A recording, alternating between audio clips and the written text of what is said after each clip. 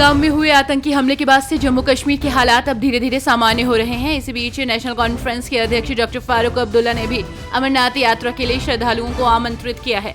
पहलगाम में उन्होंने पर्यटन पर निर्भरता कम करने और टिकाऊ कारोबार पर ध्यान देने की बात कही।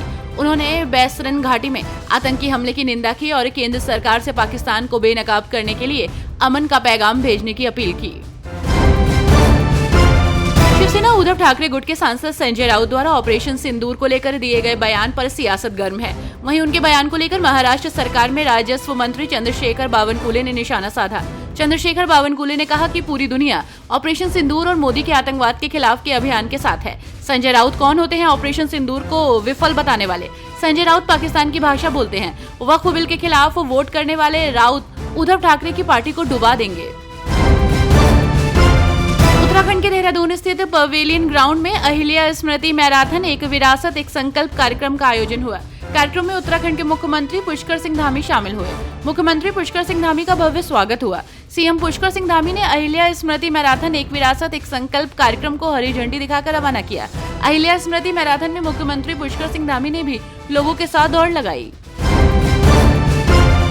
जिस पहलगाम में 22 अप्रैल को आतंकियों की गोलियां बरसाकर 26 बेगुनाहों की जान ली, उसी पहलगाम में उमर अब्दुल्ला सरकार ने विशेष कैबिनेट बैठक की। ये महज एक बैठक भर नहीं थी, बल्कि इसके जरिए पाकिस्तान और आतंकवादियों को स्पष्ट संदेश देने की कोशिश की गई कि उनकी कायराना हरकतों से हम नहीं डरने वाले। पहलगाम क्लब को बैठक के लिए चुनने का उद्देश्य पर्यटन नगर के निवासियों के साथ एकजुटता दिखाना है। जहां आतंकवादी हमले के बाद से पर्यटकों की संख्या में भारी गिरावट आई है। हमले में मारे गए 26 लोगों में से अधिकतर पर्यटक थे। ऑल पार्टी डेलीगेशन का हिस्सा बने बीजेपी सांसद निशिकांत दुबे ने कहा कि हम 80 सालों से आतंकवाद से परेशान हैं। हम जब भी पाकिस्तान के साथ समझौता करने जाते हैं, जब भी अच्छा करना चाहते हैं, व्यापार करना चाहते हैं, वो आतंकवादी गतिविधि करता है, हमारे निहत्थे लोगों को मारता है। इस बार पहलगाम में उसने और भी गजब कर दिया कि हिंदू मुस्लिम के नाम पर हिंदुओं को मारा, कलमा के नाम पर मारा। दिवंगत पंजाबी सिंगर सिद्धू मूसेवाला के पिता बलकौर सिंह ने बड़ा ऐलान किया है, जो कि चर्चा में बना हुआ है। दरअसल बलकौर सिंह ने 2027 का चुनाव लड़ने का ऐलान किया। सिद्धू के पिता बलकौर सिंह ने यह घोषणा जिला कांग्रेस द्वारा रखी गई संविधान बचाओ रैली के बाद मीडिया के साथ बातचीत के दौरान की। बलकौर सिंह ने कहा कि उनके बेटे सिद्धू मूसेवाला को इंसाफ नहीं मिला है और बेटे को इंसाफ दिलाने के लिए वो चुनाव लड़ेंगे।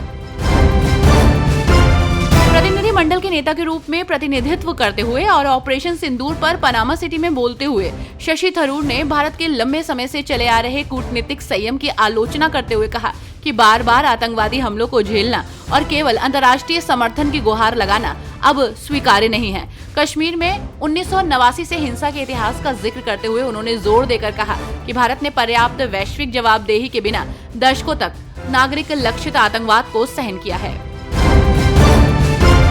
अंतर्राष्ट्रीय योग दिवस 21 जून को उत्तराखंड के भरांडी सैंड में मनाया जाएगा। मुख्यमंत्री पुष्कर सिंह धामी और 10 देशों के राजदूत विधानसभा परिसर में योग करेंगे। राज्य सरकार योग को बढ़ावा दे रही है क्योंकि उत्तराखंड का वातावरण इसके लिए अनुकूल है।